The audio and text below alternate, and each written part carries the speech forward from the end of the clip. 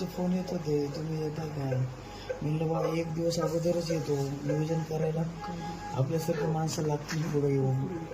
तर मग जेवण झालं नव्हतं, एक व्हेज हॉटेल बघून थांबलो भाऊ. त्या हॉटेलमध्ये थांबल्यावर 5 मिनिटात त्या विजयसिंग पंडितचा मी फोटो पाहिला आणि लगेच तिथून मी बाहेर निघालो तर अख्खा हॉटेल मला धरायला आलं, कुठे झालेत. आणि लगेच मी जाऊ लागलो की बाहेरून 10-15 अक्षरशः शॉकअपची रॉड असतात का, ते रॉड घेऊन आले आणि माझ्या डोक्यात, माझ्या पायावर, माझ्या छातीवर. काही नाही.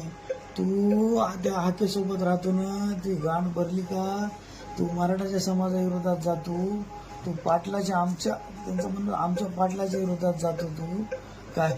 अक्षरशः माझ्यावर लगू केली त्यांनी, मारलं. मी पाणी पाजवा म्हणलं तर माझ्यावर लगी केली त्यांनी. हो, एवढं मारलंय बापू, माई शपथ. मी हाताच्या केली माझ्या हात पायाच्या मोडून टाकले.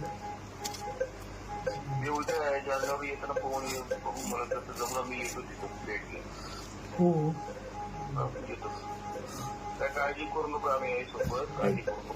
काळजी नाही हो. काळजी एकच आहे की आपल्या काम करणाऱ्या माणसाला एवढा त्रास मायघारी करायला काय आपण कधीच याला त्रास केला नाही. हे एवढं कालच्या पातळीवर हा पंडितची माणसं होती, सगळी नाव घेऊ मारू लागली त्याच काय. आणि त्यांचं एकच शब्द होतं, मराठ्याच्या विरोधात बोलशील का तू. म्हणजे बोलायचं सुद्धा नाही. अक्षरशः मी त्याला म्हणलं मला जिवंत ठेवू नका, मला मारून टाका म्हणलं. एवढा त्रास होत होता मला काय.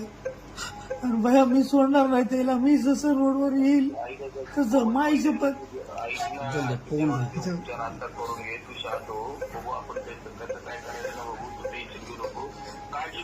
मी असं घरी जाणार नाही, त्याला हॉस्पिटलमध्ये पोहोचल्याशिवाय मी घरी जाणार नाही.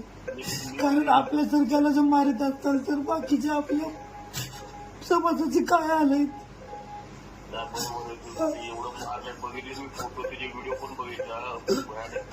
मला मारतानाचे व्हिडिओ काढले त्यांनी, त्यांच्या पाहिलं त्याच्या. तर भया तिथं मी म्हणत होतो मी मला जीव मारा, मला ठेवू नका. येत आहेत सर, निघाले.